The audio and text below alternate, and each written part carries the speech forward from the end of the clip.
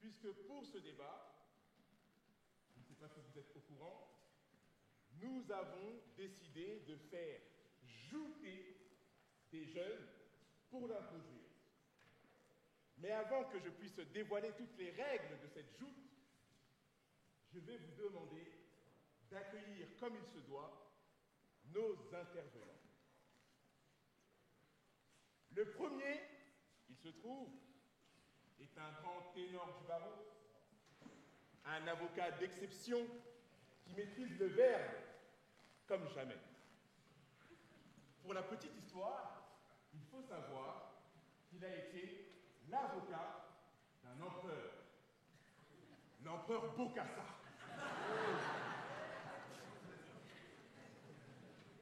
En parlant d'empereur, peut-être qu'il sera également le prochain avocat de celui qui est aujourd'hui à l'Élysée. Mais bon, ça, je m'arrête plus aussi.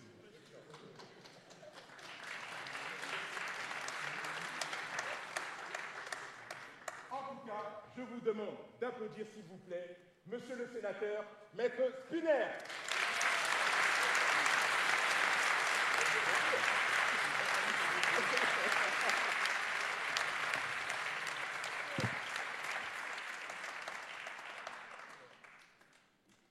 Très bien. Que serait un débat s'il était seul? Et donc, pour pouvoir discuter, échanger, puisqu'il faut savoir que le mot débat, si on remonte à l'étymologie du mot, signifie l'action de ne pas se battre. Qu'est-ce qu'on va faire pour éviter la violence? Et la meilleure façon, c'est de discuter. Et donc nous avons, avec la Cité de la Réussite, appelé un politologue. Il est notamment spécialiste des questions concernant l'islam, puisqu'il est islamologue. Je vous demande d'applaudir M. Benzid Rachid.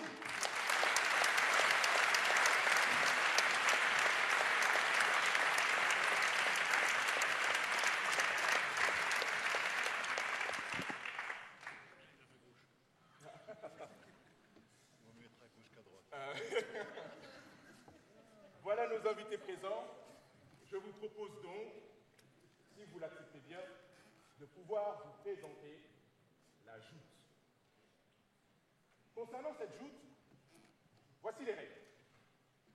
De jeunes orateurs se sont préparés et ils auront 5 minutes pour tenter de vous convaincre.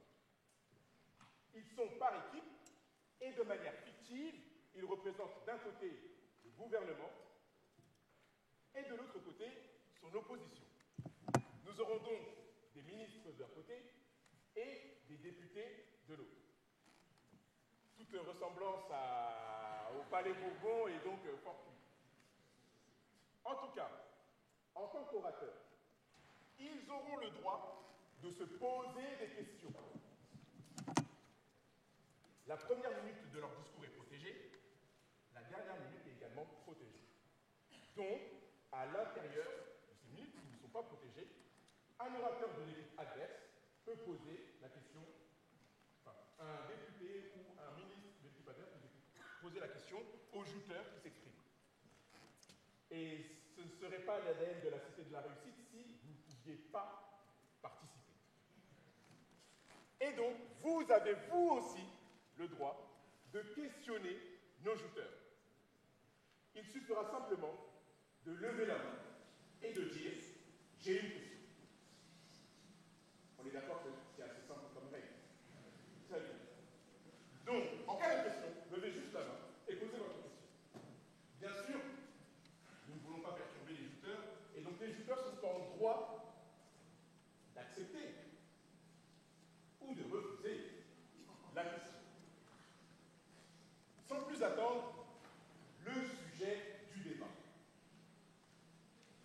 Pour poser la question de ce sujet, on s'est dit que, en démocratie, beaucoup de citoyens exigeaient de la transparence. Et c'est vrai qu'aujourd'hui, à l'ère des réseaux sociaux, nous pouvons être au courant de beaucoup de choses. Un président qui prend sa mobilette pour rejoindre son amant, un candidat à la mairie de Paris dont les vidéos circulent sur Internet, ou encore un ministre en exercice qu'on voit en boîte de nuit, séducteur, pour utiliser un euphémisme. Mais tout cela, en tant que citoyen, en avons-nous besoin? Et c'est pour cela que le sujet sera un gouvernement qui souhaite faire voter sur un projet de loi sur la divulgation de la vie privée des élus dans la presse. Le gouvernement souhaite l'interdire et souhaite s'opposer à toute divulgation de la vie privée des élus dans la presse. Et nous aurons donc l'opposition qui, elle, au contraire, ne souhaite pas cette interdiction. Est-ce que pour l'instant, tout est clair? Clair? Très bien. Alors, je jette un coup d'œil à mes lecteurs qui sont présents ici. Et juste là, vous le verrez, ils célébreront depuis la tribune. Et donc, pour donner la parole au gouvernement, qui suivra en premier? Très bien. Je vous demande donc d'applaudir la ministre du gouvernement, Abidel.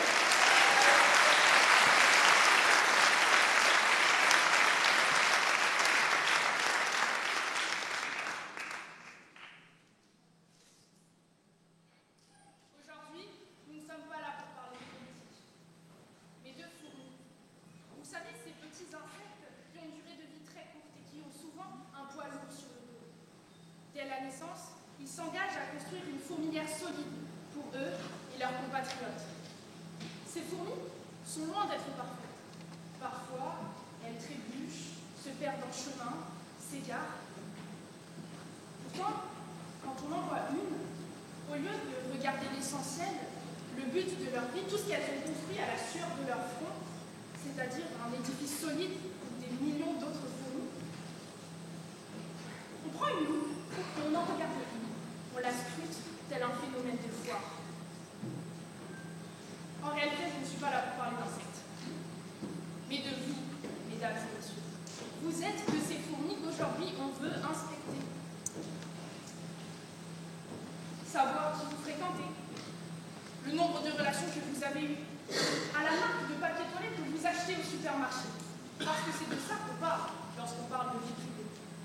Les questions sont ouvertes.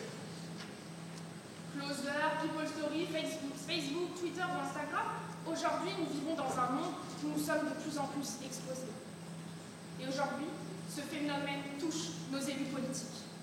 Aujourd'hui, l'article « Le scooter de l'amour de François Hollande vendu 20 000 € aux enchères » prend plus de place que la rubrique écologie ou économie. Ou dirais-je, l'avenir de notre pays. Notre terre brûle et nous regardons ailleurs. On ne sait plus faire la différence entre la transparence d'intérêt public et la curiosité mal placée. Nous devons mettre la mairie au centre du people closer en interdisant la divulgation de la vie privée de nos élus politiques dans la presse. Parce que plutôt que de juger des projets, des idées, pour améliorer le quotidien de nos concitoyens, nous jugeons des hommes et des femmes dans l'intimité de leur maison. Comment peut-on avoir de la confiance en transparence? C'est une question à laquelle je vais répondre très prochainement. Pourquoi pas maintenant? Le temps est compté. C'est vrai. Quelle est la limite entre vie publique et vie privée? Madame la ministre, vous avez la parole. La vie privée, c'est exactement ce que je vais mettre en lumière à l'opposition, par exemple. Ce serait être devant le journal du dimanche matin et poser ce genre de questions à M. Taubel, juste en face, en lui disant Monsieur Taubel, vous faites un super boulot en tant que député. Ce serait dommage que votre vie privée vienne tout gâcher. Je me garderais de l'exposer devant cette assemblée. Alors qu'en serait-il si c'était devant le monde entier? Si de votre mandat, on ne retenait que vos ébats, eh ben, ça ne vous fait rien. Ne nous mentez pas, comme vous le ferez lors de ce débat. Et je suis persuadée que derrière cette cravate se cache un cœur. Comme pour chacun des élus politiques dans cette assemblée, derrière polycopier, grands discours et livres de droit, se trouvent des humains avec leurs erreurs et leurs failles. Ils ne devraient pas se soucier que ce genre de questions sur leur vie privée sortent dans le prochain quotidien ou dans la prochaine édition du journal Le Gala. Parce que la responsabilité d'un élu avant tout, c'est de déployer tous les moyens possibles pour défendre une vision pour laquelle les Français ont voté ou vont voter. Son rôle, ce n'est pas d'être partout. Madame la ministre, vous parlez des ébats qui sont non débats, et vous détournez en fond, c'est un peu plus dangereux. Oui, de l'affaire Cahuzac. Vous pensez qu'il n'aurait pas dû arrêter? Vous pensez qu'il n'aurait pas dû être mis au feu des projecteurs? Ne mélangeons pas vie privée et vie publique. Là, on parle d'un crime. Les questions sont fermées, malheureusement. Grâce à cette loi, nous avons tracé une ligne claire entre l'intérêt public et ce voyeurisme. Protéger ces hommes et ces femmes dont on expose la vie privée en vitrine. Et je parle bien de vie privée, je ne parle pas de privée. Simone Veil l'avait dit, ce qui compte, c'est que nous soyons capables de voir en chaque être humain un semblable. Elle qui, comme moi, présentait son projet de loi sur l'avortement à l'Assemblée. Simone Veil a changé la vie de millions de femmes en leur offrant le choix, en leur offrant la liberté de choisir. Voulons-nous vivre dans un monde où un tel héritage peut être souillé par des rumeurs futiles? Il faut songer à conclure, madame la ministre. Alors arrêtons de regarder l'un dans l'autre, parce que l'important c'est de regarder ensemble. Merci.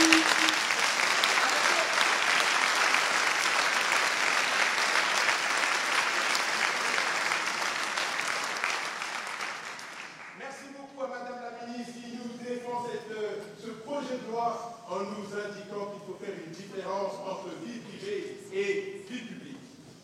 Que serait un débat s'il n'y avait pas de réponse? Et donc, pour enchaîner directement, je vous demande d'applaudir madame la députée de l'opposition.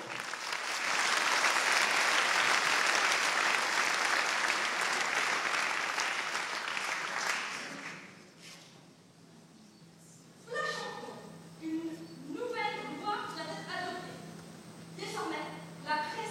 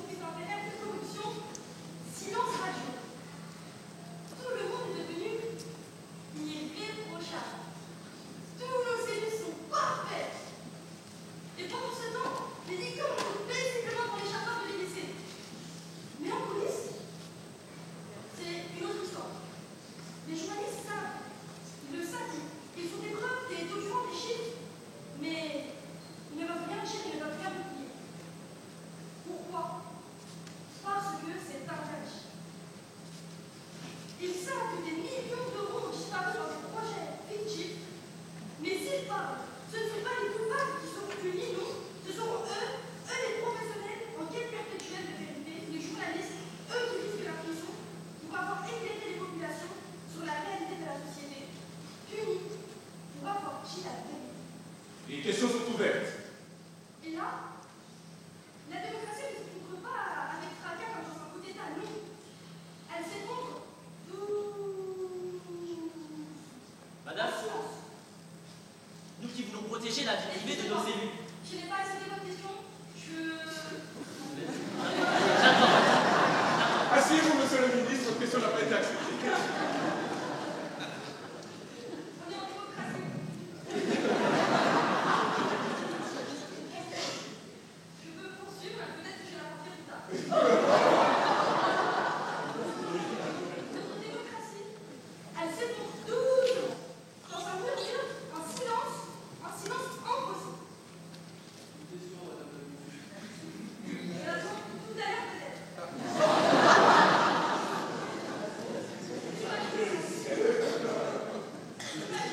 Imaginez que tout cela soit une réalité, tout ce que je viens de dire soit une réalité. Imaginez un monde où les journalistes deviennent que des pions qui servent à nous vendre l'image d'une élite irréprochable. Voici ce que certains défendent ici. Je vais être honnête. Je ne sais pas si ce droit mérite d'être débattu.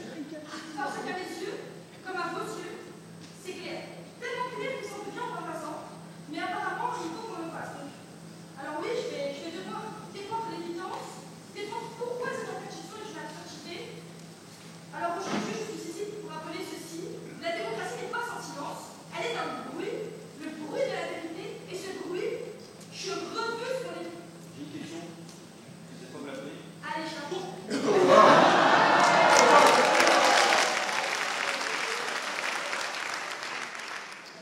Pourquoi vous liez démocratie avec la vie privée et la vie privée qui est des fois très personnelle comme le scooter de François Hollande et les traces qu'il va voir?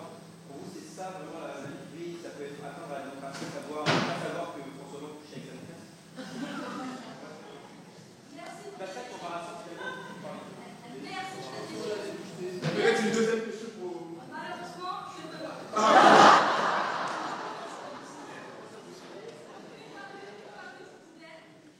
Je vous remercie pour cette question, car elle répond totalement à ce que je vais expliquer tout à l'heure, pourquoi la vie privée, elle est importante quand on est élu. Récemment, un député a été surpris à financer de la drogue avec des fonds publics.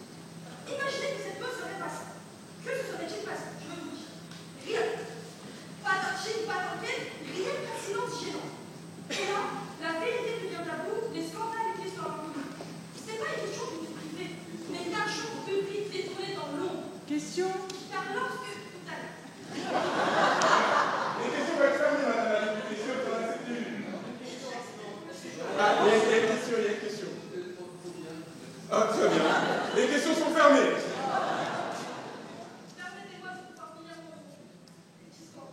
Car Peut-être plus tard. lorsque l'autorité règne, c'est la démocratie qui sait. Et c'est ainsi que je dis, interdire c'est cacher, cacher c'est trahir. On est tous d'accord, la vie privée mérite d'être protégée. Mais quand on choisit de devenir un élu, on choisit aussi de devenir une figure publique. Avec ça vient une exigence, celle de la transparence. Pourquoi? Parce que sans transparence, il n'y a pas de confiance. En 2022, selon une étude, 60%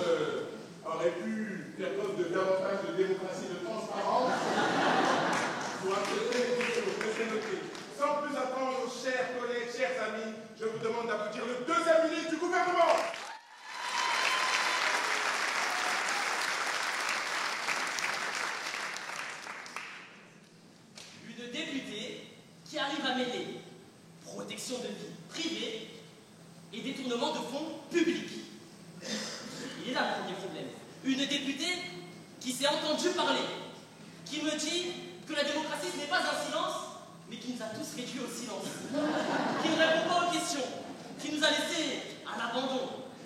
Avec une telle intervention, madame, je crois que votre cas est désespéré. Et même un avocat comme M. Spinner ne saurait rien arranger.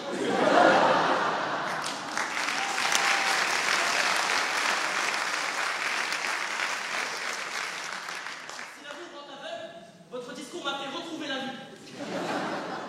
Madame la députée, vous avez l'air si convaincue. Mais dites-moi quand afficher la vie privée d'un élu a convaincu la politique française, l'a rassemblée. Dites-moi quand un scandale de président en scooter a rassemblé les Français, Françaises en frères et en sœurs. Dites-moi quand. Les questions sont ouvertes. Le bateau politique français, notre navire à tous, coule. Et vous voulez simplement refaire la peinture de la coque. Et oui, c'est ça que veut notre chère opposition. Vous avez une question, monsieur le ministre? Je vais imiter ma grossesse. Eh oui, c'est ça que veut notre chère opposition. Une politique de pacotille, qui se concentre sur la vie des autres, les vidéos plutôt que les idéaux. Parce que pour tirer la France vers le haut, ça ne sert à rien de désorienter le débat.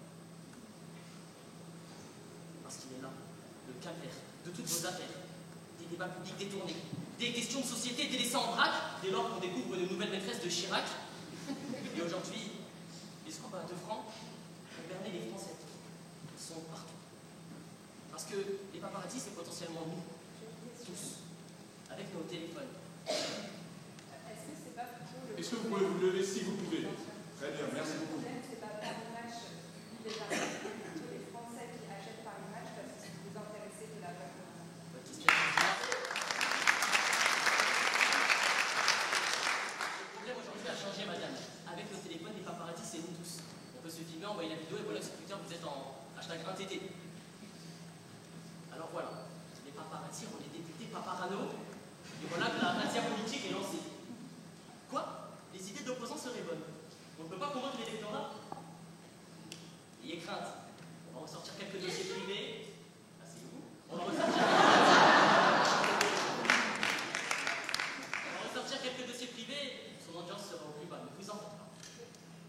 Parce que, je vous le rappelle, c'est ça, la politique que défend corps et âme l'opposition qui aujourd'hui a mal choisi sa position. Qui, sous couvert de conviction, cache très mal ses évictions. Cache très mal ses évictions. Non, nous ne serons jamais tous. Nous ne serons jamais tous sur nos élus. Et ce n'est pas un problème. Vous posiez la question tout à l'heure, monsieur. Monsieur, une transparence totale n'est qu'une apparence. Ce n'est pas la confiance. Et justement, c'est bien ça la confiance. C'est croire. Sans tout savoir, sans tout voir. Non, c'est l'espoir d'une relation. Parce que la certitude. J'ai demandé de parler plus fort, monsieur le Parce que ministre. la certitude, madame, n'existe pas. La confiance, c'est donner du pouvoir à un élu parce qu'on le pense capable. C'est donner de l'argent à lui, là, sans être absolument sûr que cet argent, elle reviendra. Même si je l'avoue, ce système a ses limites avec Balkany. Croyons-y. Et là, alors, on restaurera la confiance entre les Français et leurs élus. La vision de l'opposition n'est que celle de la méfiance, qui vient défaire les fiançailles du peuple et ses élus. Elles sont bientôt fermées, monsieur le Et ministre. oui. Bon, je prends votre question. Eh bien, monsieur le ministre, je comprends totalement vos arguments et vos insultes. Un peu de bon sens, merci. Je comprends totalement vos insultes ad hominem à la personne, étant donné que vos discours est vide et que vous n'avez pas d'autres arguments. Et où la C'est question? normal. Vous pouvez compter sur ça. Et donc, ma question, c'est. Vous. Laissez madame la députée. Vous parlez de vie privée, on la protège déjà et donc moi je me tiens à la diffamation et bien sanctionnée. Les intentions abusées va se réguler. Les tableaux initiatives sont publiés. Quelle est votre question, madame la députée? Alors pourquoi une interdiction supplémentaire? Les questions sont fermées. Et il vous plus qu'à la manger votre temps sur sa question très longue. Il vous reste 30 secondes. 30 secondes, donc je ne répondrai pas.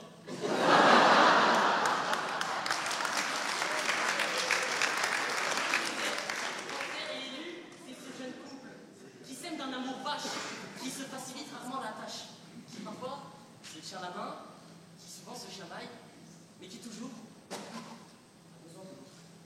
Alors qu'allez-vous vendre à tous ces mises à l'écart, tous ces jeunes qui s'abstiennent? Une politique de voyeurisme, une politique de magazine people, une politique TikTok?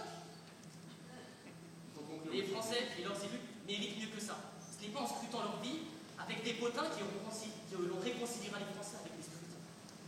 Alors mettons fin ensemble au bal masqué de la politique, où chacun a peur du scandale. Mais cette politique de façade, je vous le dis, elle roule encore plus mal que Pierre Palmate. Pas droit dans le mur. Peut-être qu'il est là, le salut de notre démocratie qui est passé. Si de ce l'ancienne gloire n'est plus un peuple qui aussi. Elle n'est pas morte, elle est malade. Et là, elle meurt. La démocratie, elle s'affaisse, celle de Jaurès. Elle se brise en morceaux, celle de Clémenceau. Même si aujourd'hui, je crie, c'est pour que notre démocratie reste en vie. Parce que même si elle est mortelle, sa subsistance réside dans la confiance. Sauvons ce défunt. Une lueur d'espoir, soyons là pour demain. Sauvons ce défunt. Je crois qu'elle est là. Une lueur d'espoir. Merci.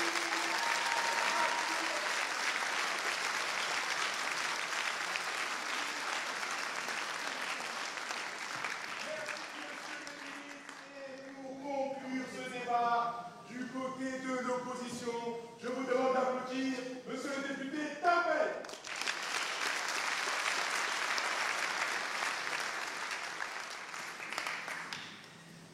Cher gouvernement, messieurs les ministres, laissez-moi tenter aujourd'hui de vous ramener un remède contre cette mortalité. Le remède que je pense, c'est la vérité. Contrairement à vous, je le dis en toute transparence, je ne développe pas un comportement que je finis par la suite.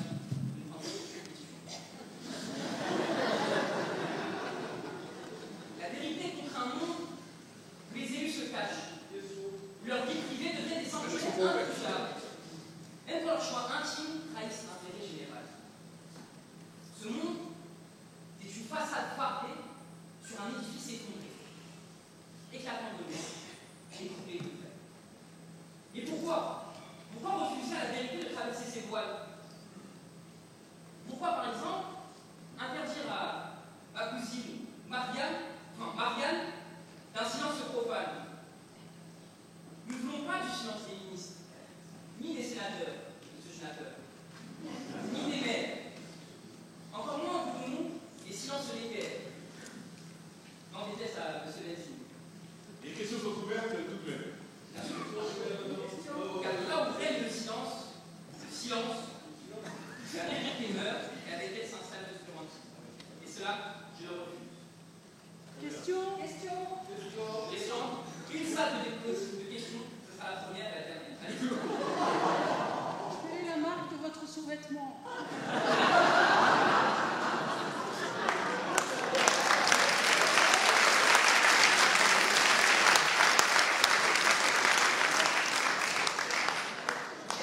Transparent. Monsieur le député, calmez-vous, je pense. Ne nous éloignez pas de vos arguments, s'il vous plaît. Seulement ceux du débat. En fait, c'était les traits de la cité de l'université que j'accepte ici, grâce à laquelle j'ai pu acheter mon sous-vêtement. Être élu, il ne faut pas l'oublier, monsieur le ministre. Vous avez signé un contrat. C'est un contrat public. Et non pas un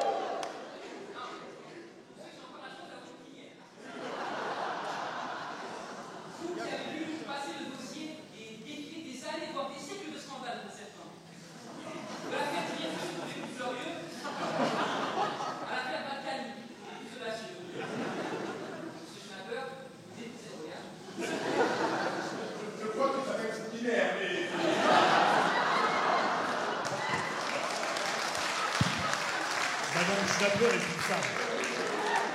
C'est même, j'imagine que c'est un nom que vous ne connaissez pas, dommage, c'est même la fille de Raymond.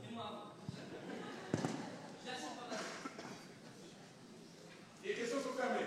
Très rapidement, je reviens sur les mémoires récentes que tout le monde pourra partager. 2016, une onde de choc. Même plus, une onde de choc qui choque le monde. Les Panama Papers paraissent. Les paradis fiscaux se perdent. 11 millions de documents dévoilés, des puissants dépourvus, des élus déchus. Heureusement, la vérité ne s'arrête pas aux portes de l'opposition. Elle scintille, elle dévore, elle éclate. Grâce à cette lumière, les responsables sont tombés. Vous songez à compter Les aussi. systèmes ont tremblé. Des peuples, nous, vous, nous sommes réveillés. Imaginez un instant cette vérité future, que ces élus continuent de nettoyer en secret. De ce monde-là, je n'en veux pas. Moi, je le refuse. Ministre sociologue, justement, en parlant de Madame Schnapper, l'a dit, elle n'est pas là pour ce qu'on peut dire, donc ça m'arrange. La démocratie peut mourir de ses excès comme de ses insuffisances. Et moi, je vous le dis, elle meurt surtout de ses silences. Monsieur, il faut conclure. Alors ce soir, en conclusion, choisissons la lumière. Pas pour exposer, mais pour protéger. Car une démocratie sans vérité est une démocratie dévoyée. Et moi, je refuse que notre République devienne bananière, où le peuple perd et le pouvoir perdu. Moi, je le refuse. Et vous pouvez poser des questions.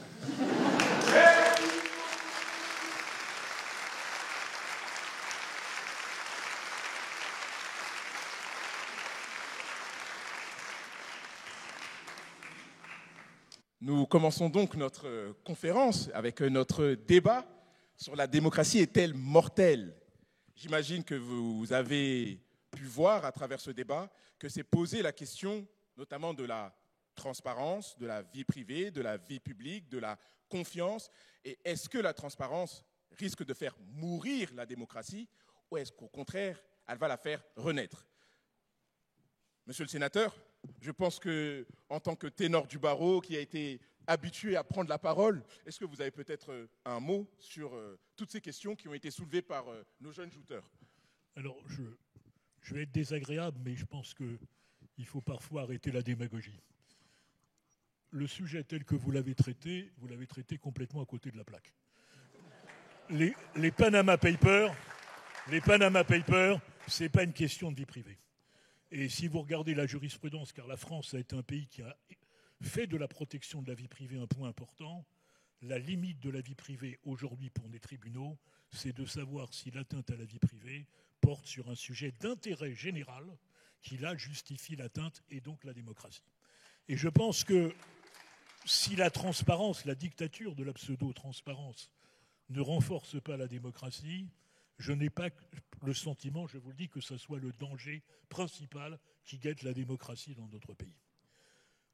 D'abord, est-ce que les démocraties sont mortelles? La réponse est oui. Beaucoup sont déjà mortes. Ce qui est rassurant, moi qui suis un mécréant, c'est que la résurrection existe pour ces morts, puisqu'il arrive aux démocraties, effectivement, de renaître. Aujourd'hui, est-ce que la démocratie en France est menacée? Il y a des enquêtes d'opinion qui viennent expliquer le fossé entre les élus et les électeurs.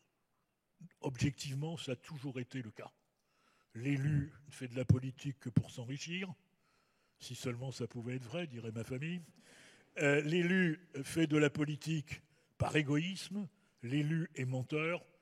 Ce qui est aggravé aujourd'hui, c'est évidemment les réseaux sociaux, où n'importe quel abruti qui avant sollicitait devant le zinc du bistrot et n'était écouté que par 2 personnes, trouve sur les réseaux sociaux une certaine résonance. Mais plus gravement, qu'est-ce qui menace aujourd'hui la démocratie? À chaque fois qu'il y a des crises, la démocratie est en danger. Parce que la démocratie donne le sentiment d'être dans l'incapacité de répondre à la crise.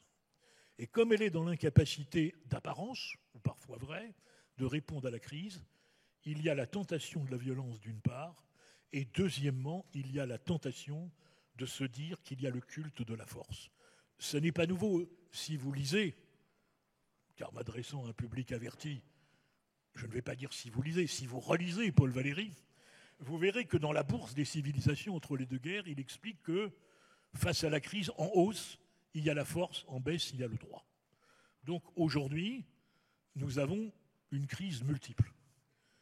La première difficulté de la démocratie, c'est de combattre la peur et de refuser la peur. Je vais prendre un exemple.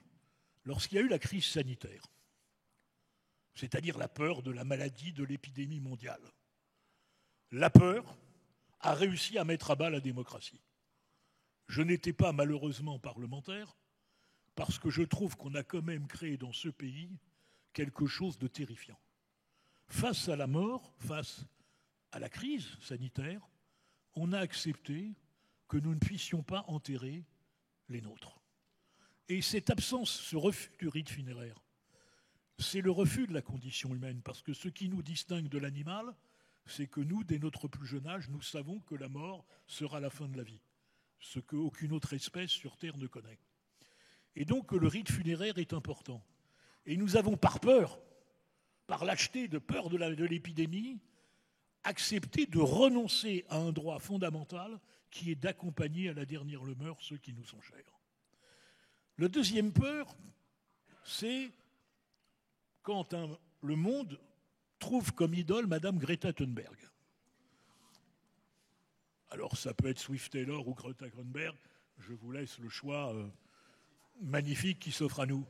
Mais quand l'écologie devient la peur de la fin du monde, et que donc elle fait de chaque citoyen qui porte atteinte à l'écologie un criminel contre l'humanité qu'il faut faire, vous ne raisonnez plus et la démocratie perd. Et puis enfin, il y a la guerre.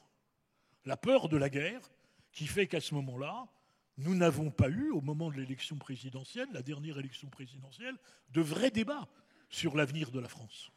Cette élection a été le fruit d'un non-débat parce qu'on sortait de la crise sanitaire, parce qu'il y avait la guerre, et que donc finalement la peur fait qu'il fallait ne pas changer de cheval au milieu du gué. Voilà. Et donc la démocratie aujourd'hui, face à la crise, elle doit s'armer avec les difficultés, c'est les menaces intérieures. Je ne sais plus qui disait que vous disiez qu'avec tout mon talent, je ne pourrais pas la défendre pour qu'elle soit députée. Vous avez tort, elle serait un remarquable député LFI.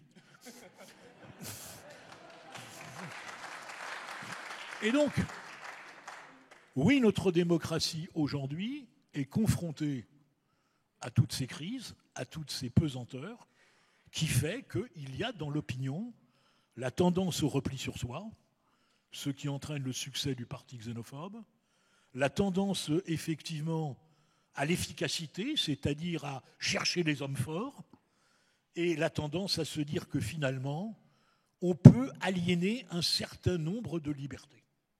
Moi, je suis souvent, depuis 1983, je m'occupe des victimes du terrorisme. Avec François Trudetsky, nous avons fait, je crois, un travail formidable pour les victimes. Je pense que le mérite de notre pays, c'est d'avoir lutté contre le terrorisme sans abdiquer l'état de droit. Nous n'avons pas fait Guantanamo.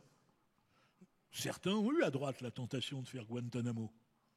Nous n'avons pas fait Guantanamo. Nous n'avons pas fait de loi d'exception, quoi qu'en dise le cœur des vertus outragées de la Ligue des droits de l'homme, qui fut une grande organisation et dont les dirigeants actuels usurpent le prestige. Et nous avons continué et nous devons continuer. Mais je vois bien les résistances à vouloir maintenir l'idéal démocratique par rapport à tout cela. Et donc, notre devoir, lorsqu'on est soucieux de défendre la démocratie, c'est de ne céder ni à la peur, ni aux excès, et de garder le temps de la raison, même si c'est difficile, parce que je n'oublie pas, c'est pour ça que je regrette l'absence de Dominique Schnapper, je n'oublie pas que nous sommes dans un pays où finalement cette phrase est tellement vraie, la majorité de notre intelligentsia préfère avoir tort avec Sartre plutôt que raison avec Raymond Aron.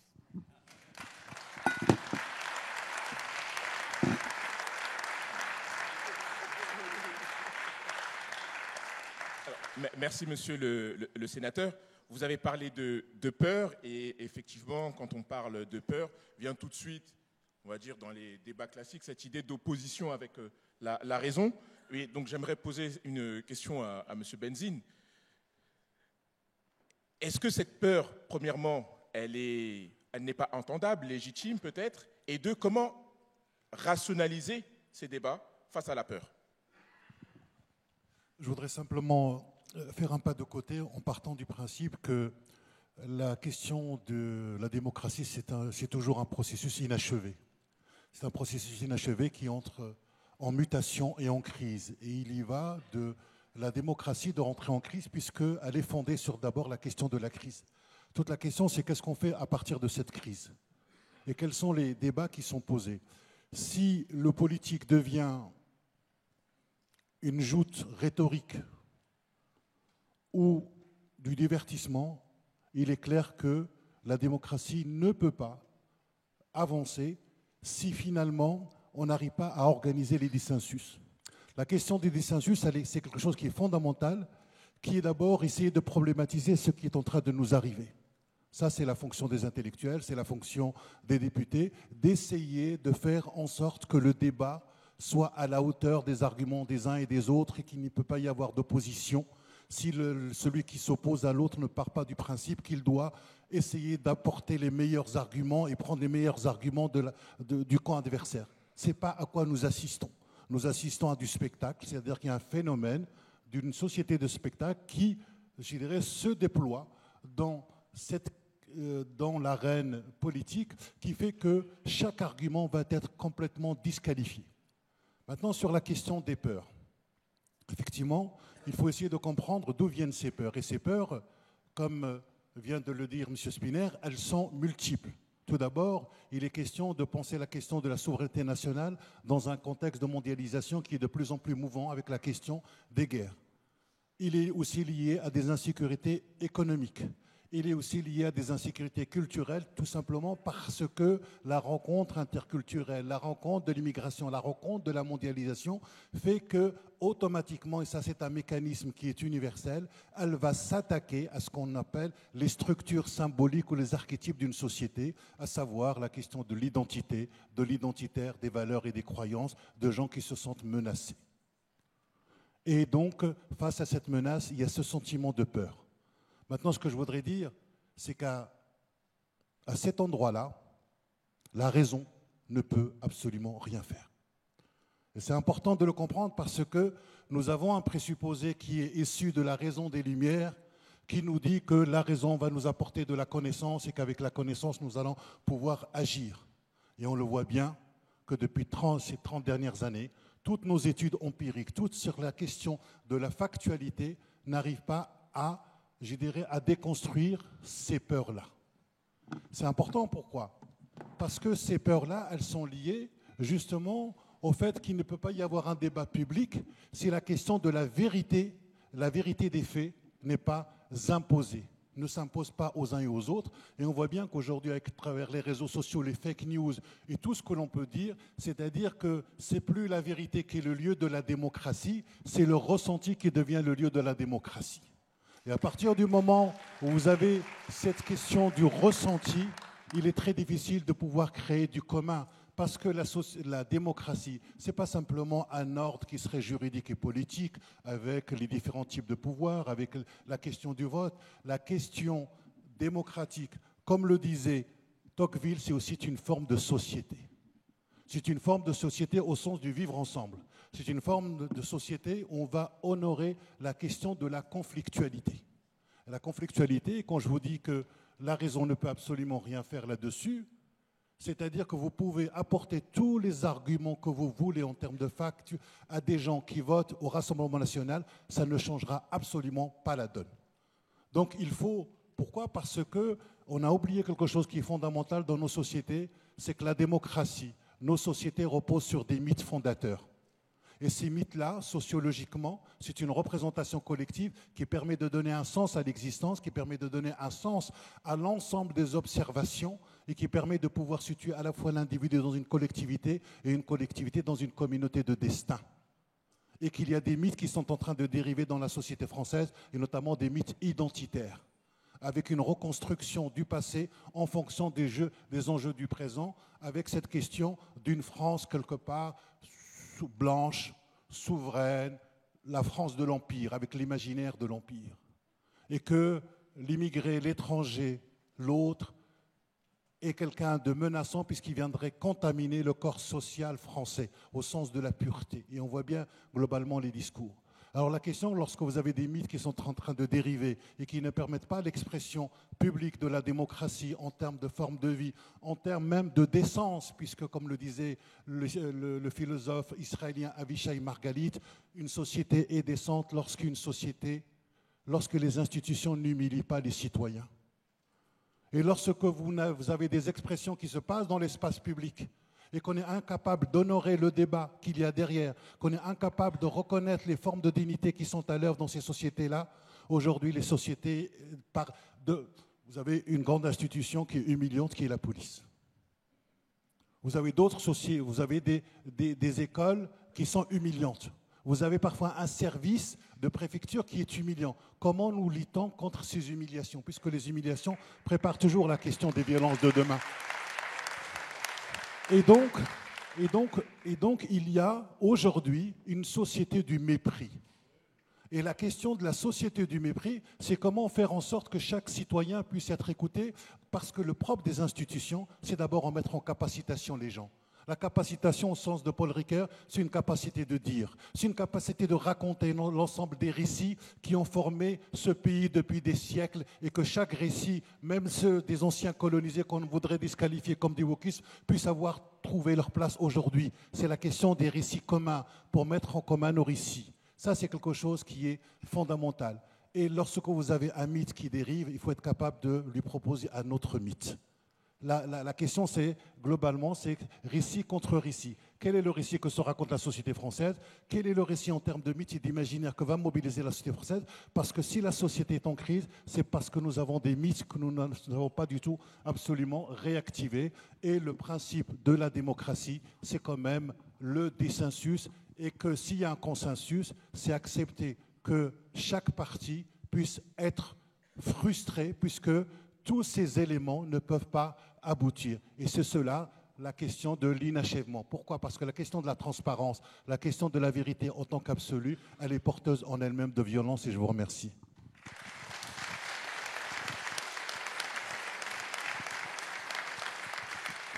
Monsieur Spinner, je sens que vous voulez réagir sur la question. Alors, je pensais parler de la responsabilité je n'aime pas le mot, de la classe politique dans la crise de confiance. C'est vrai que quand les Français votent non au référendum sur le référendum sur le traité de Lisbonne et que finalement on se moque de leur vote, c'est un problème de crise de la démocratie. Mais l'intervention que je viens d'entendre, qui par certains côtés m'intéressait, montre en réalité, et je le dis très calmement, il y a deux conceptions de notre pays. Moi, je pense que la France, je reprends toujours cette idée du général de Gaulle, j'ai une certaine idée de la France. Lorsqu'on est français, on n'est pas français par le sang. Je vous renvoie à ce que disait Romain Gary. Il n'y a pas une goutte de sang français qui coule dans mes veines, mais la France coule dans mes veines. Être français, c'est l'appartenance à un récit, à une histoire, à une culture, une histoire avec sa grandeur et ses zones d'ombre, ses zones noires. Mais finalement, moi je suis français parce que je suis l'enfant de Voltaire, de Zola, de Hugo, de Rousseau, de Montesquieu, de Tocqueville, du siècle des Lumières, parce que c'est une histoire, parce que c'est une culture, parce que c'est la France des Lumières, même si je n'oublie pas que la France ne commence pas en 1789, qu'elle commence avant, et donc c'est aussi la France de la monarchie. Mais cette France, c'est d'abord une idée, une histoire et une culture. Quand aujourd'hui, dans mon pays,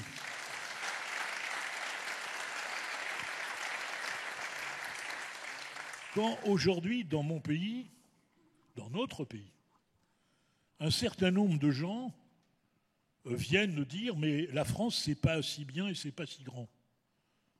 C'est le droit de l'historien, parce que l'historien constate des faits.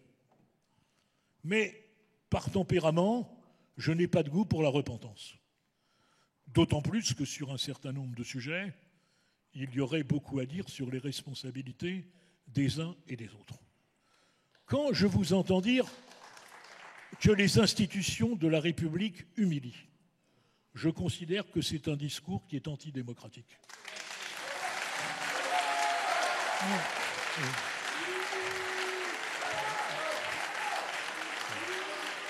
Oui, il y a des institutions qui humilient les usagers. Et ça n'est pas acceptable. La question est de savoir, et c'est la question que je vous pose, si vous considérez que c'est un comportement marginal, détestable, mais marginal de l'administration, ou si c'est un racisme d'État dans la police, un racisme d'État dans l'éducation et un racisme d'État dans les autres institutions. Si vous considérez que c'est systémique, je pense que les difficultés de dialogue sont à ce moment-là difficiles. Maintenant, la démocratie, effectivement, il y a des débats. Est-ce que la représentation nationale est la seule légitime à parler de la démocratie? C'est le débat des conventions citoyennes, sur lequel je suis plus que réservé. En revanche, quand j'étais maire, les conseils de quartier, les initiatives, oui, les gens qui sont plus près du terrain, que vous connaissez, qui sont là, oui, ça apporte quelque chose à la démocratie. La convention citoyenne sur la fin de vie ou sur le climat, je suis plus réservé. Les politiques n'ont plus le monopole de la parole. D'ailleurs, peut-être parce qu'ils ont une incapacité, de par une partie de leur recrutement, à palper ce qui se passe. Finalement, Gisèle Halimi, les 343, le planning familial, ont plus fait pour la cause des femmes que les parlementaires. Les radios libres ne sont pas nées dans l'esprit des parlementaires. Et c'est vrai que souvent, le Parlement est à la remorque d'initiatives venant de la société civile sur des points ponctuels. Et donc le seul problème, c'est la capacité des parlementaires à comprendre vite le phénomène et à le mettre en action. Ce n'est pas forcément une opposition. Mais sur ce que vous dites, lorsque vous dites le présupposé wokisme, oui, je pense qu'il y a du wokisme dans notre pays. Et moi, j'entends le combattre parce que je pense qu'il y a une chose qui menace les démocraties. C'est la faiblesse et la lâcheté de ses défenseurs.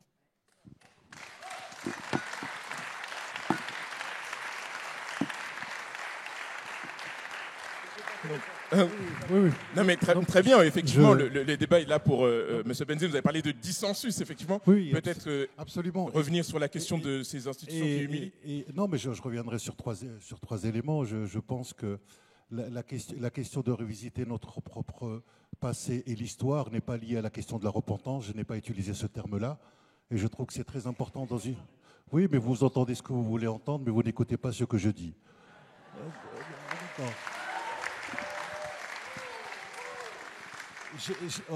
Honnêtement, je n'étais pas venu pour lancer des joutes, surtout avec vous, M. Spinner. Vraiment, c'est vraiment pas du tout le... J'essaye simplement de poser quelques éléments du débat pour honorer le conflit et travailler davantage nos questionnements. Moi, ce qui m'intéresse, ce sont les questions.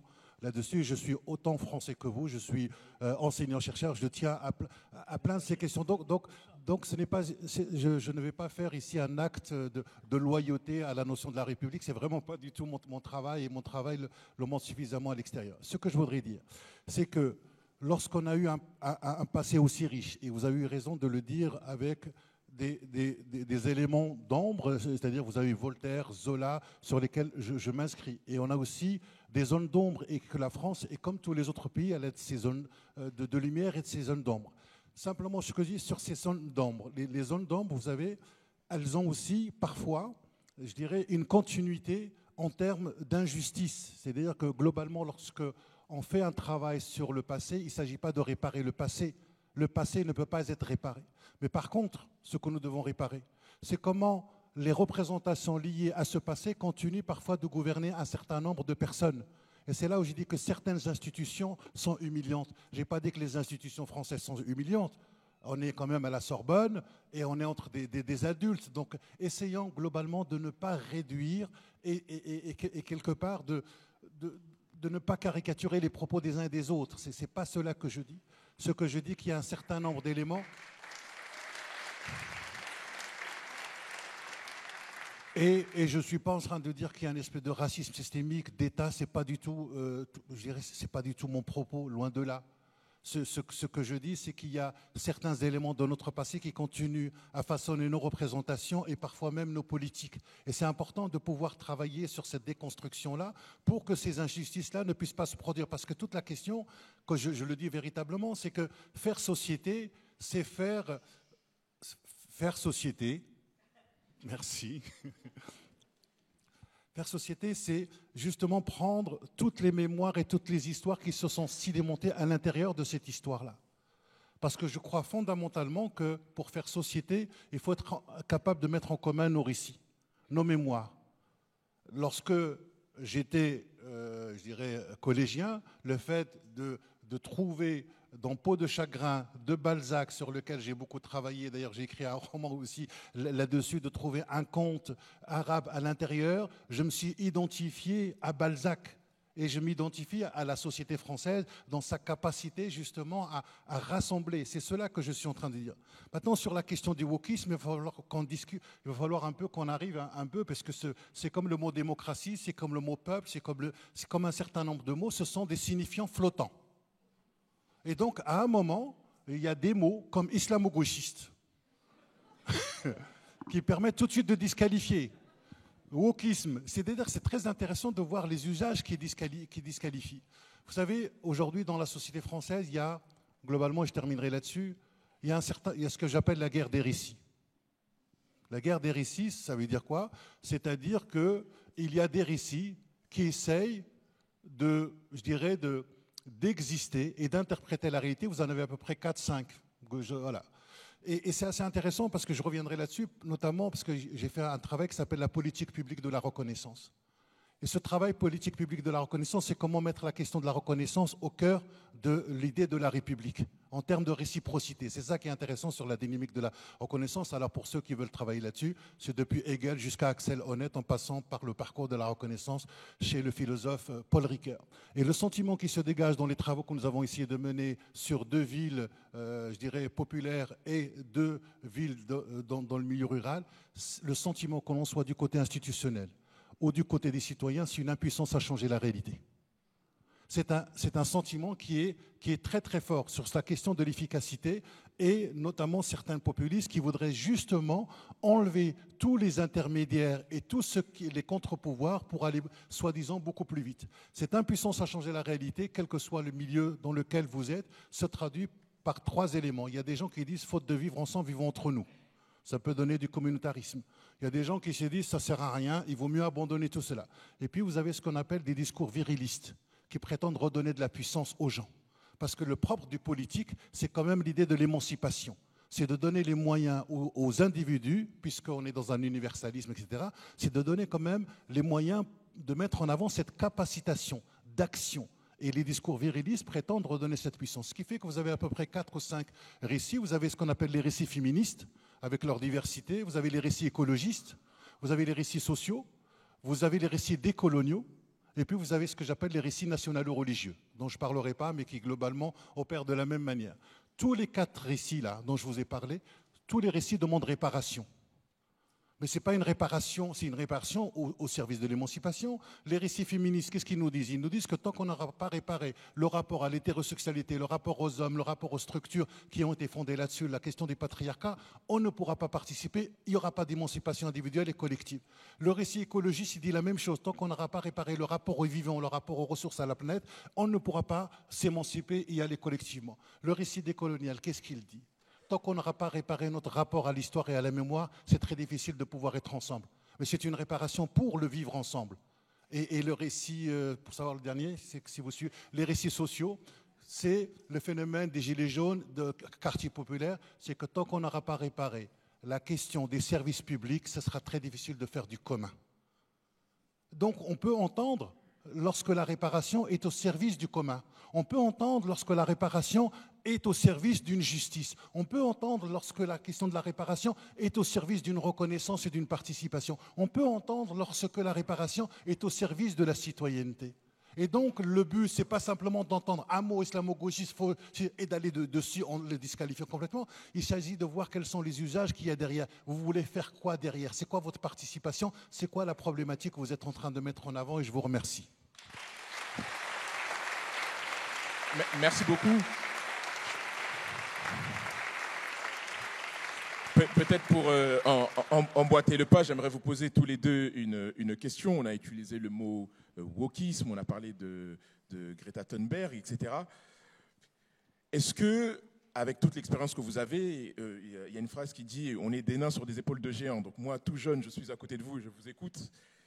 Est-ce qu'avec l'expérience que vous avez, vous êtes d'accord pour dire qu'on assiste à une américanisation, on parlait de société du spectacle, de la vie politique, et que peut-être, si on y assiste, est-ce que vous estimez que c'est celle-ci qui joue aussi ou participe au danger de la démocratie? Je ne sais pas si l'un de vous souhaite commencer. Monsieur Spinner, voyons, je vais juste parler à vous. Moi, je ne pense pas, heureusement, qu'il y ait une américanisation de la vie politique. Parce qu'en France, il y a encore des partis qui sont affaiblis mais qui sont structurés. Il y a encore des intellectuels.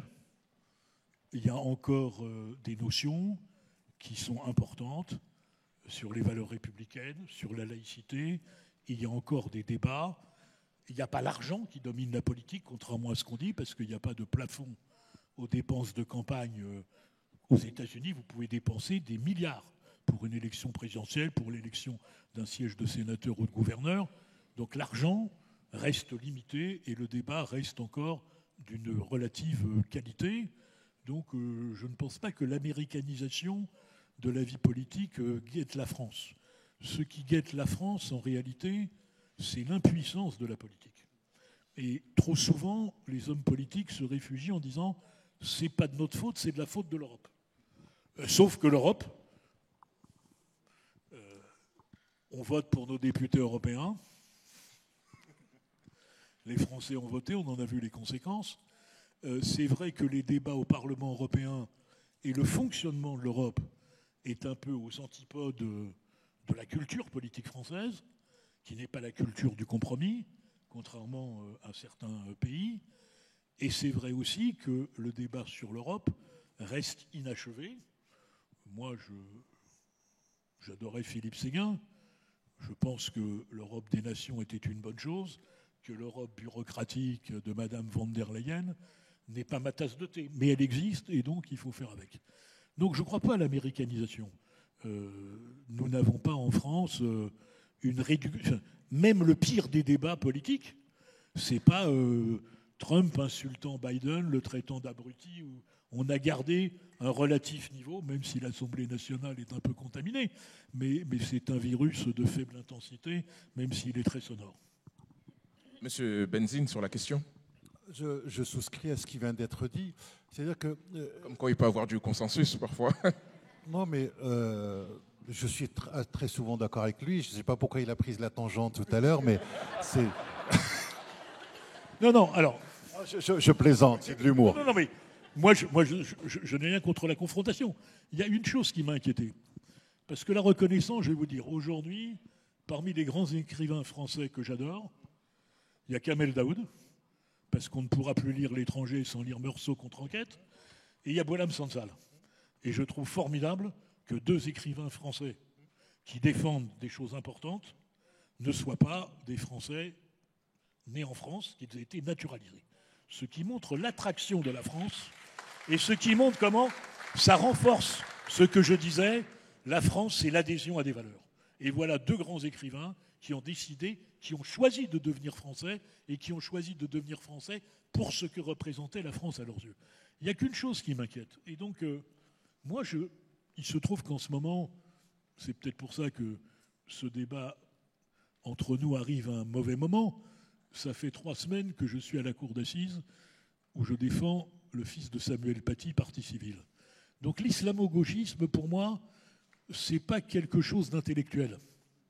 L'islamo-gauchisme, on le voit en action tous les jours. Qu'est-ce que l'islamo-gauchiste, à mes yeux? C'est qu'il y a des gens qui ont décidé d'avoir une vision théocratique de l'islam, de l'imposer comme un régime religieux, et la quintessence, c'est l'Iran. Bon. Et puis, il y a des gens qui viennent d'extrême gauche, qui ont le sentiment que, n'ayant plus de lumpen prolétariat, il fallait viser dans les émigrés ou dans les gens socialement faibles une nouvelle clientèle politique, et qui pensent se servir d'eux, en les méprisant d'ailleurs, sur le fond, parce qu'ils ne partagent aucunement leurs valeurs. Et donc c'est cette alliance de deux forces politiques qu'on a déjà vue à l'œuvre d'ailleurs, parce que les gauchistes, je le dis, sont moins intelligents que les islamistes. En Iran, le Parti communiste iranien a pensé qu'il pouvait maîtriser l'ayatollah Khomeini. On voit ce qu'il en est aujourd'hui. Mais c'est la conjonction de deux forces qui sont totalement antinomiques, qui ne sont d'accord sur rien, sauf peut-être une vision totalitaire de la société, qui se sont alliés et qui causent à notre pays un grand mal. Donc ce n'est pas un mythe, l'islamo-gauchisme. Alors, il ne s'agit pas de traiter tout le monde d'islamo-gauchiste, mais l'islamo-gauchisme est une réalité, et cette réalité-là, il faut la combattre. On parlait de l'école qui humilie.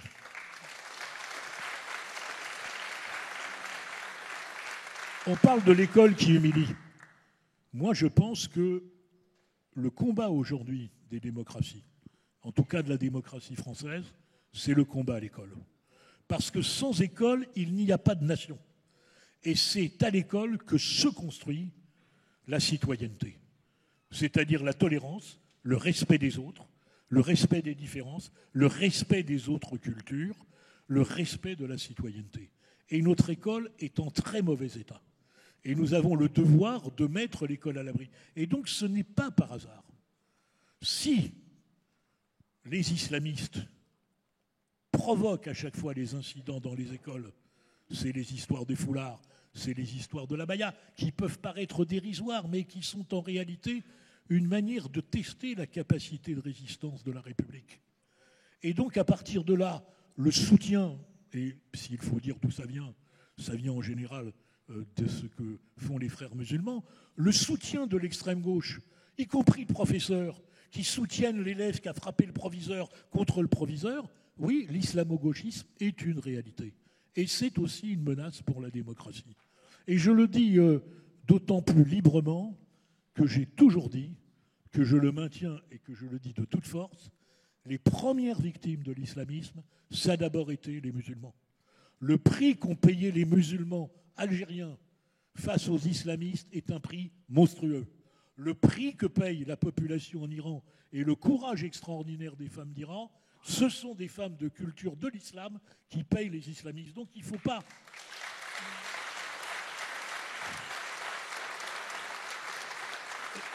La lutte contre l'islamo-gauchisme n'est pas un combat franco-français.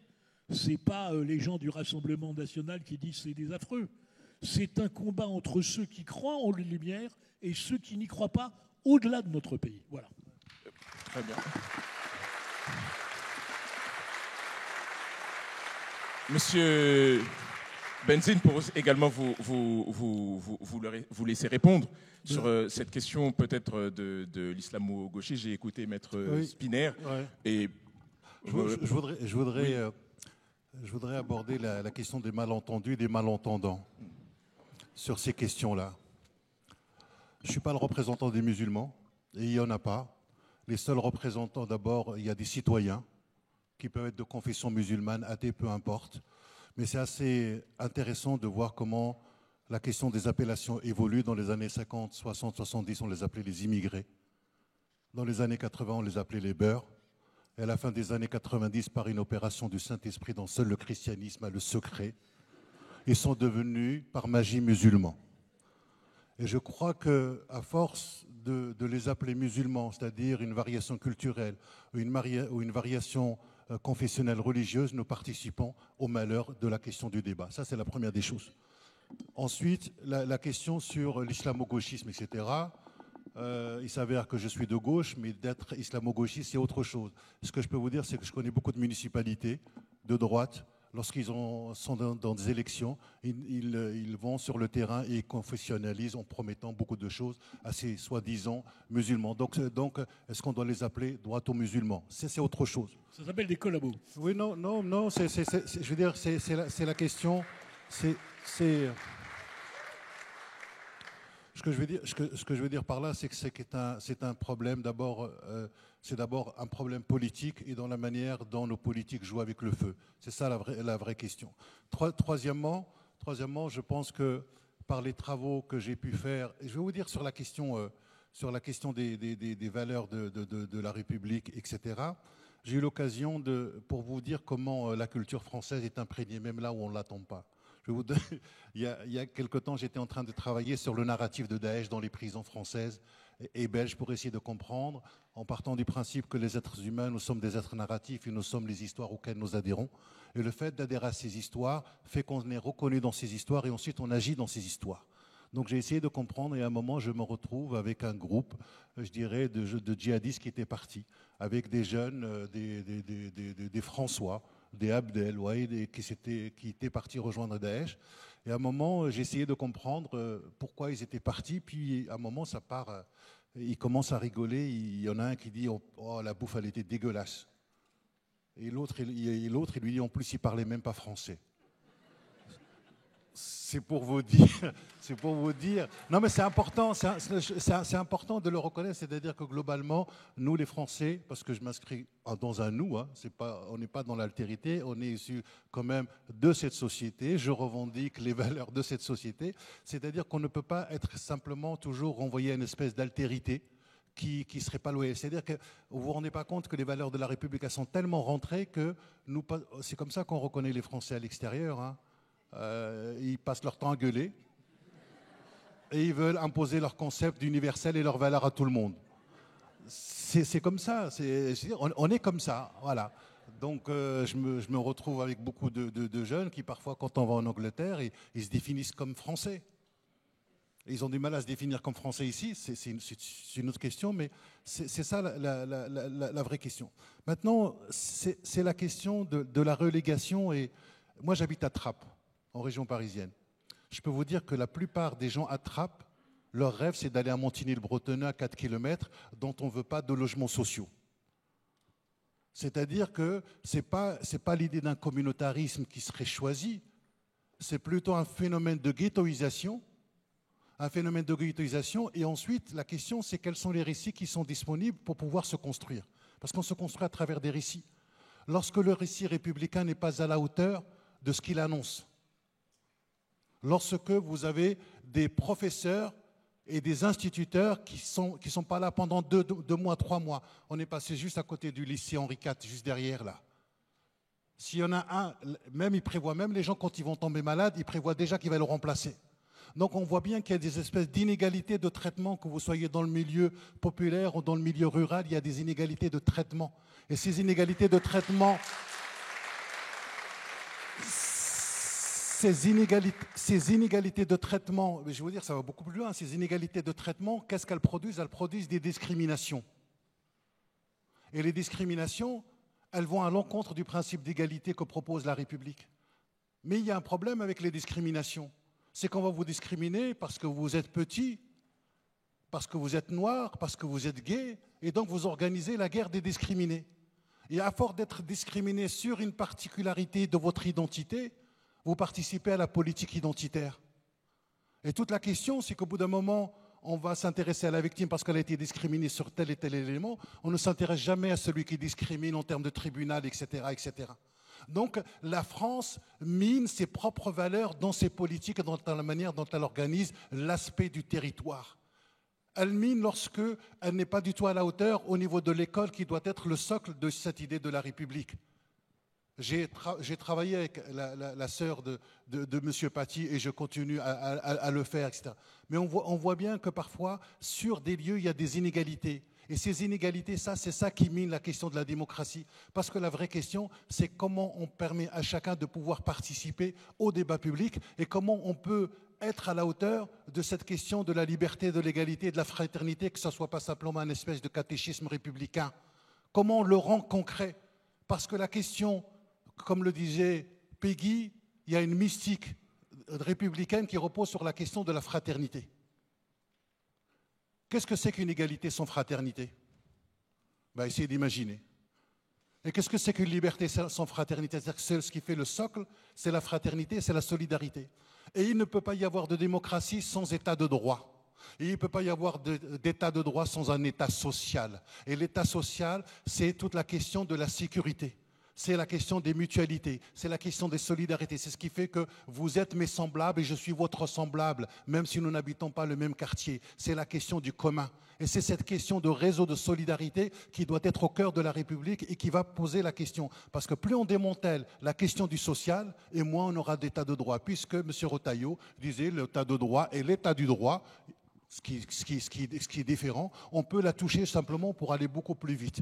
Mais on voit bien que à force de vouloir aller plus vite comme ça, de ne pas laisser le temps justement au débat, de ne pas laisser le temps pour honorer les conflits, parce qu'il faut honorer les conflits, c'est la question principale au cœur de la démocratie, nous risquons de participer à ce développement populiste que nous voyons aujourd'hui, qui est en train de balayer le monde entier. Et ce que je peux vous dire, c'est que les démocraties sont en recul aujourd'hui et les partis autoritaires émergent de plus en plus parce qu'ils proposent des solutions hyper simples en désignant un ennemi. Il y a l'ennemi de l'extérieur, il y a les ennemis de l'intérieur. Et les ennemis de l'intérieur, vous voyez, c'est plus maintenant, c'est pas simplement vous êtes des naïfs, mais vous êtes des traîtres. Il faut être sensible à la question, je dirais, aux mots qu'on utilise aujourd'hui pour disqualifier un certain nombre de gens. Voilà, merci. Très bien. Merci beaucoup. Nous sommes sur le point de clôturer notre débat et donc j'aimerais laisser aussi la parole à vous qui avez pris le courage peut-être de venir ici. Il me semble qu'il y a peut-être des micros qu'on peut distribuer, effectivement. Donc levez bien haut la main. J'ai vu une première question. Et c'est possible, M. Benzine et M. Spinner, on va peut-être avoir 2-3 questions. Oui, vous allez répondre. Bonjour à vous trois. Aylan Bournan, étudiant en Master 1 de droit pénal des affaires dans cette maison. Donc, Maître Spinner, c'est un honneur. Je vous l'ai dit, je m'appelle Aylan Bournan et donc je réfléchis beaucoup à tout ce que vous avez dit, M. Benzine. Et je dois vous poser une question qui est celle du rêve. Moi, je trouve qu'on ne convoque plus le rêve et l'espoir dans la jeunesse française. Moi, quand j'avais 8 ou 9 ans, ce qui me faisait rêver, c'était le fait de savoir que Napoléon Bonaparte avait été sacré empereur à 35 ans. Ce qui me faisait rêver, c'était de lire les conversations d'Alain Perfit avec Charles de Gaulle, un peu plus tard. Ce qui me faisait rêver... À 9 ans, c'est très tôt, mais... ce qui me faisait rêver, c'était de lire La Percée à Hello. Ce qui me faisait rêver, c'était la conquête française dans les Antilles, par exemple, ou au Canada. Ce qui était alors les terres françaises. Bref. Vous avez émis un certain nombre de questionnements. Ces questionnements reposent beaucoup sur la question d'une remise en cause de notre système, d'une remise en cause de notre histoire, d'une remise en cause de tout ce qui fait aujourd'hui notre socle social, ou du moins ce qu'il en reste. Croyez-vous qu'on réussisse à faire rêver les jeunes sur un avenir grand, sur un avenir faiseur, sur un avenir créateur, en ayant de tels questionnements à 15, 16, 17 ans? Je vous le dis d'autant plus que je suis d'origine kabyle et que j'ai très bien connu, enfin ma famille a très bien connu ce que vous avez dénoncé tout à l'heure, M. Spinner, c'est-à-dire la guerre dans les années 90 en Algérie.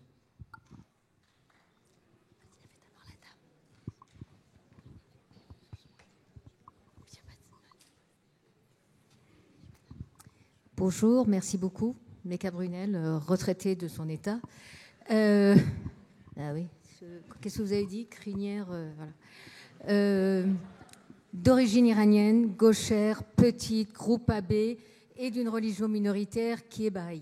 Donc le wokisme, j'ai du mal avec ça parce que je ne souhaite pas rentrer dans une seule case. Je dois pouvoir être dans toutes les cases, mais française d'adoption, et je suis française jusqu'au bout puisque j'ai appris le français dans les écoles françaises à l'étranger et j'ai eu la chance dans ce pays d'être imbibée par cette culture. J'ai une question. C'est sur la confiance. Le sujet, c'est la confiance. Pensez-vous pas que la confiance, c'est 0 ou 1? Elle est bijective. Si on ne fait pas confiance, si vous ne me faites pas confiance, moi, je ne vous fais pas confiance. Elle n'est pas top-down. Et elle est universelle, c'est-à-dire c'est une question de se sentir en position de pouvoir proposer. Et la deuxième question, c'est sur comment vous appelez l'inverse du consensus. J'ai toujours été contre le consensus. C'est le dissensus. Moi, quand je suis arrivée en France, et pendant toute ma scolarité, ce qui était extraordinaire, c'est que nous débattions de tout, tout le temps. On pouvait débattre pendant des heures. Alors, il n'y avait pas les réseaux sociaux, mais on allait au balto après les films ou après les cours, et on discutait jusqu'à point d'heure, et avec véhémence. Et on était... Souvenez-vous, il y avait une émission à la télé dans les années 80 où les gens débattaient jusqu'à point d'heure, on ne comprenait pas ce qu'ils disaient, mais ils continuaient à discuter. Ce que je reproche aujourd'hui, ce qui me gêne, pensez-vous pas que le fait qu'on ne puisse plus avoir un débat et qu'on soit dans le reproche, c'est-à-dire qu'on ne soit pas... Moi, je suis tout à fait d'accord sur le fait qu'on considère qu'on n'a pas été blanc-bleu, personne ne l'est, jamais. Ça me fait penser à ce poème de la légende des siècles où un tyran... à la fin des temps, il y a des tas de gens qui sont venus se plaindre. Et voilà.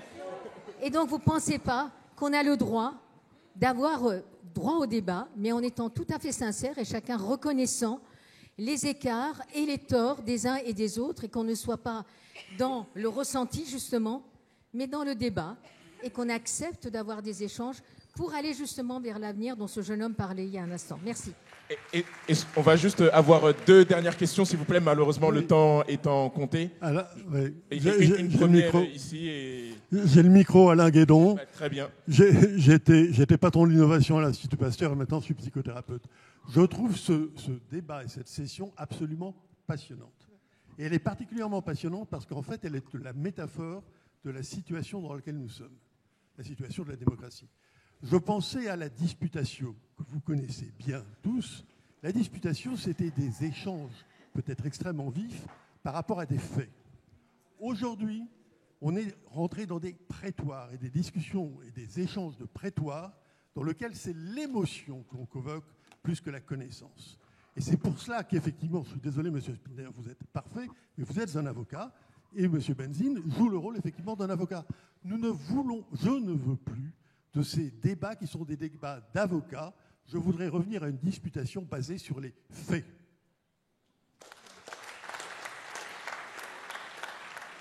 Allez-y pour la dernière question. Je voudrais simplement... Mais malheureusement, le temps fait que... Moi, je voulais y aller aussi. Simplement savoir...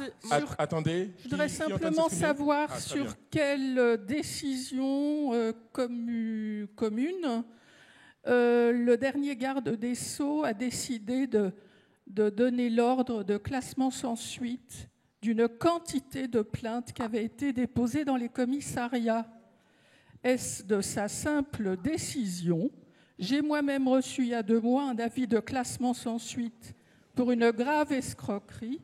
Mais je crois que M. Benzine et M. Spinner ne pourront pas répondre à la question. Vraiment, il a mis à mal la démocratie par cette simple décision de classer sans suite toutes sortes de plaintes qui avaient été déposées par des citoyens dans les commissariats. Donc c'est la question de la justice pour la démocratie. Alors, voilà. Malheureusement, je suis désolé, on ne va pas pouvoir plus prendre plus de questions. Il a mis à mal la démocratie. À moins que vous posiez votre question en 30 secondes. Oui, moi j'aimerais poser une vraie question par rapport aux discussions qu'on a eues aujourd'hui. Très bien, allez-y. En 30 secondes, vraiment, parce qu'on va devoir conclure. Vous avez parlé, Monsieur Benzine, de mythes fondateurs et de nécessité de proposer de nouveaux mythes qui rassemblent la société aujourd'hui qui est extrêmement fragmentée, où des personnes ne se sentent plus représentées, etc. J'aimerais savoir comment proposer ces nouveaux mythes. Voilà. Très bien. Alors, je termine. Monsieur Spinner, vous-même, vous devez y aller. Termine, je vais très vite. Alors, très vite, vraiment. Voilà. Parce que je vais vous couper si vous n'allez pas vite. Absolument. Très bien. Je reviens très vite sur la question de l'humiliation de tout à l'heure. Je comprends qu'il y ait des personnes qui humilient et que ce ne sont pas les institutions. Néanmoins, quand les institutions défendent leur personnel, et en tête, j'ai l'article 9 de la Déclaration des droits de l'homme. Très bien. Est-ce que c'est pas, quand on n'applique pas justement ces principes fondamentaux, qu'on met en péril l'état de droit? Et avec un complément, pourquoi est-ce que j'ai l'impression depuis 2017 qu'il y a de moins en moins de contre-pouvoirs, que l'Assemblée nationale n'est plus que la caisse enregistreuse des décisions qui sont prises ailleurs? Très bien. Et que je croyais naïvement que la force d'une démocratie... Vous aviez dit très vite, monsieur. Et je termine ma phrase. Et que la force d'une démocratie était dans ses contre-pouvoirs. Je ne vois plus où ils sont. Très bien. Merci. Alors, je suis vraiment désolé, il n'y aura plus de questions, c'est impossible. Alors, juste, pour vous calmer les frustrations, monsieur Benzine avait dit qu'il fallait aussi apprendre à être frustré en démocratie. Je pense que M. Spinner, peut-être que vous pourrez prendre le temps de répondre à certaines questions de manière individuelle, et M. Benzine aussi vont essayer de rester. Merci. Sur les classements sans suite, évidemment, il faut demander au garde des Sceaux, mais c'est un vrai sujet. Je pense que dans une société démocratique, lorsqu'il y a des conflits, le meilleur arbitre, c'est la justice. Parce qu'elle a des règles, parce qu'elle a une manière de fonctionner. Elle a, excusez-moi aussi, des avocats, j'y reviendrai tout à l'heure. Mais la justice est de plus en plus sollicitée dans la lutte contre le cyberharcèlement, dans la lutte contre les violences sexuelles. Et il y a beaucoup de domaines où elle est très en retard. Donc c'est vrai que nous avons un effort à faire en matière de démocratie, c'est-à-dire renforcer le poids de la justice, à condition évidemment que nous ayons des juges également en qui nous puissions avoir confiance, avec au premier plan l'impartialité du juge. La deuxième chose sur les contre-pouvoirs. La Ve République a fait, et je ne m'en plains pas, moi je suis gaulliste, que la majorité parlementaire en général suit ce que fait le gouvernement. Mais il y a des mécanismes qui ont été apportés, c'est les niches parlementaires qui permettent aux oppositions de présenter, de mettre à l'ordre du jour du Parlement un certain nombre de projets de loi. Il y a des contre-pouvoirs, comme le Conseil constitutionnel, je le déplore en ce qui concerne la loi sur l'immigration, mais le Conseil constitutionnel l'a fait, d'ailleurs d'une manière qui aurait dû inquiéter les Républicains, puisque la loi a été censurée, non pas sur le fond, mais sur la forme, c'est-à-dire qu'on a expliqué que les amendements présentés n'avaient aucun rapport avec le texte, alors que la réforme constitutionnelle disait que même un rapport indirect avec le texte. Et donc, on a en réalité saboté par cette décision du Conseil constitutionnel le droit d'amendement, qui est le premier droit du parlementaire. Je referme la parenthèse. Il y a des institutions comme le Défenseur des droits. Il y a, je le regrette aussi, l'ARCOM, parce que je pense qu'elle dysfonctionne. Donc, il y a des contre-pouvoirs. Tout ça se construit lentement. En ce qui concerne maintenant ce dont nous avons discuté, sur un débat où nous avons 20 minutes, 25 minutes, évidemment, si vous voulez parler des faits, moi je suis prêt à parler des faits, fait après fait, mais tout ce dont nous avons discuté, ça concerne des faits qui traversent la société française. Donc la disputation théologique, est-ce que les Indiens ont une âme? Nous pourrions l'avoir si vous nous posez un sujet précis auquel nous consacrerons tout notre temps, mais la formule fait que c'est cela. Sur le récit national, ça je laisse mon ami parler à ma place, parce que je n'ai pas cette même conception du nouveau roman national. Maintenant, je pense que la démocratie, et là je vais peut-être choquer mon voisin, la démocratie, elle se nourrit aussi d'affrontements. Et la démocratie, ça n'est pas le consensus. Il y a des moments où le consensus à tout prix, c'est la négation de la démocratie.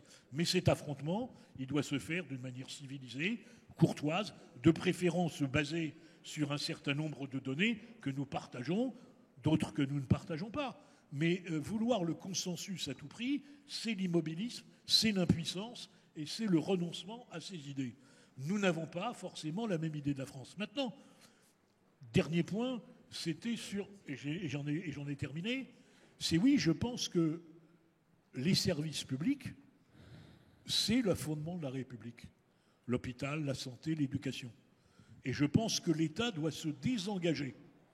Mais je ne suis pas sûr que si demain je supprimais le régime des intermittents du spectacle, je serais l'homme le plus populaire, mais je pense que c'est de l'argent foutu en l'air. Et donc, mais parce que, mais madame, vous voyez, en tout cas, M. Spinner... Et c'est ça la démagogie. Très bien, c'est ça la démagogie.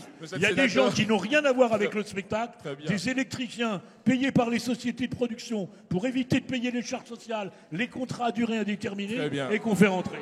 Merci. Juste pour M. Benzine, pour vous donner peut-être... la parole pour conclure. Alors, et malheureusement, rapidement aussi. Oui, rapidement. Vous étiez très précoce à l'âge de 8 ans. Moi, je rêvais de Goldorak à l'époque.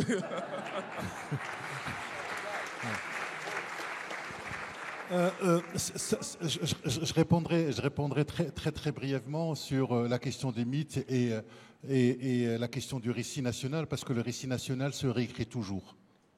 Et c'est toujours réécrit, c'est le principe du récit. Vous prenez la France juste avant, je dirais, la Première Guerre mondiale, et ensuite comment le récit s'est réécrit après la Première Guerre mondiale, après la Seconde Guerre mondiale. Il y a toujours un processus de réécriture du récit, et on mobilise toujours, je dirais, des figures et une partie de l'histoire pour créer ce récit. Moi, c'est plutôt un récit qui est ouvert, inclusif et qui fait partie de l'héritage de la société française, dans ce que Ricoeur appelle l'hospitalité narrative, dans sa capacité à accueillir dans la question du destin. Maintenant, sur la question de la confiance. La confiance n'est pas possible dans les institutions si les institutions n'arrivent pas à créer des espaces de sécurité dans lesquels les individus et les citoyens peuvent se déployer, avoir confiance dans les institutions, reconnaître les institutions et ensuite, globalement, pouvoir se déployer. Parce que ce qu'il faut, là où j'attirerai votre attention, c'est que nos institutions sont fragiles. Et donc, il faut avoir non seulement ce que, et je terminerai sur cette phrase de Paul Ricoeur, ce qu'il appelle la visée éthique. Il dit que c'est une vie bonne, au sens de justesse, avec et pour autrui dans des institutions justes. Et ce qui fait la démocratie, c'est la justesse des institutions. Simplement, il faut être capable de critiquer les institutions tout en les aimant. Donc pour moi, être français, c'est ça. Ce que j'ai appris de l'école de la République, c'est à la fois des convictions, mais aussi de la critique. La critique dans le sens d'une amélioration. Et c'est ce travail, donc il faut avoir le souci de soi, le souci de l'autre, mais surtout le souci des institutions dans une époque où, globalement, on a vu des pays s'effondrer, des institutions s'effondrer. Et un grand merci à vous.